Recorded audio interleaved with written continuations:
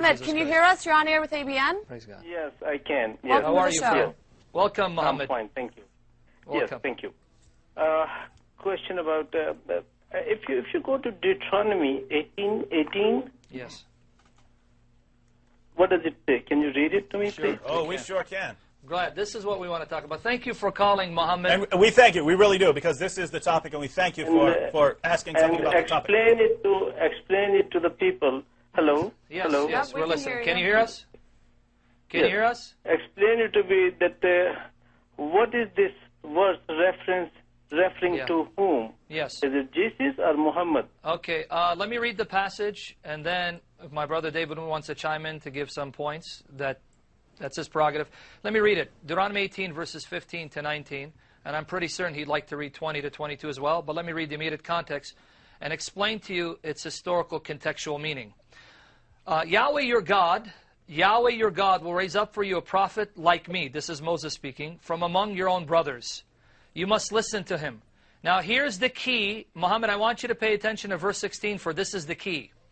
For this is what you asked of Yahweh your God at Horeb on the day of the assembly, when you said, let us not hear the voice of Yahweh our God, nor see this great fire anymore, or we will die. Did you hear that part before I move on? Did you hear that part? No. Okay. I would appreciate if you read the whole verse 18 till the end. Muhammad, I just said I'm going to read the entire context, but I stopped to make sure you're listening and not avoiding or ignoring the passage which I cited, which is part of the context of Deuteronomy 18:18. Did you hear verse 16? Should I read it again before I move on? Is he there? Are you there? I'm still here. Yeah, Okay. no, I'm Let me here. read it again. Deuteronomy 18:18 doesn't begin at 18. It begins at 15.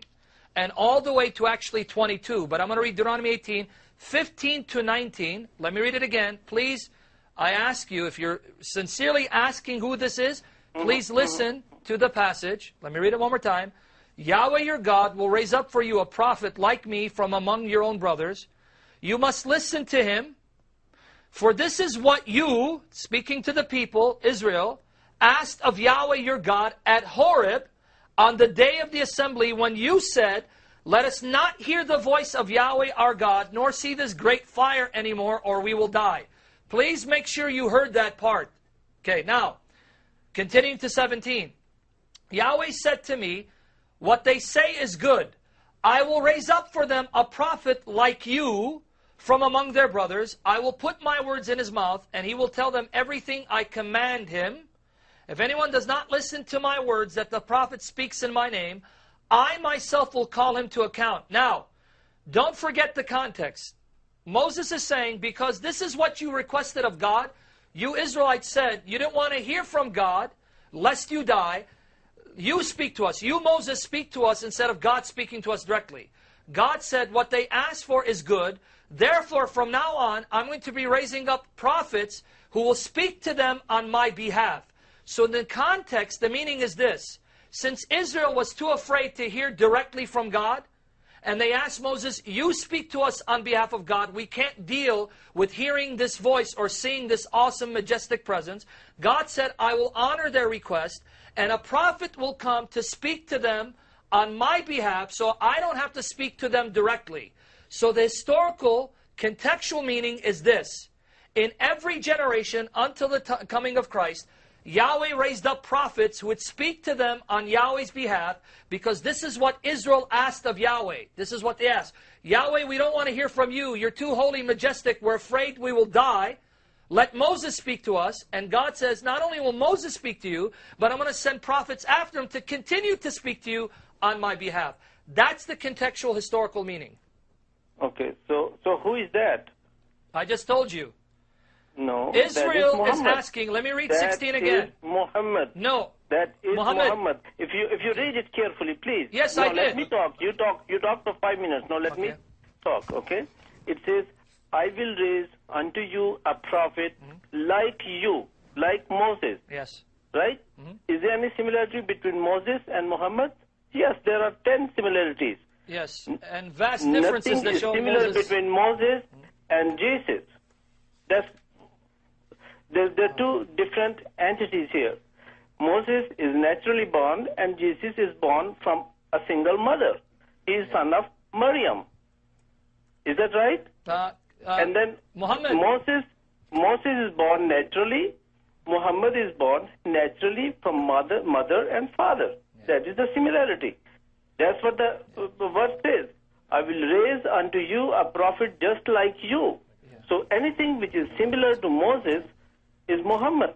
Not only the birth, but if you go further, both of them, Moses and Muhammad, once they established their religion, whatever at that time was, then they migrated from their land wherever they were. Moses migrated from Egypt to Sinai. Muhammad migrated from Mecca to Medina. Absolute similarity. Both established a state of their own. Moses established a state in Sinai. Muhammad established a state in Mecca. Medina, not Mecca, sorry, Medina. Similar. Both died naturally.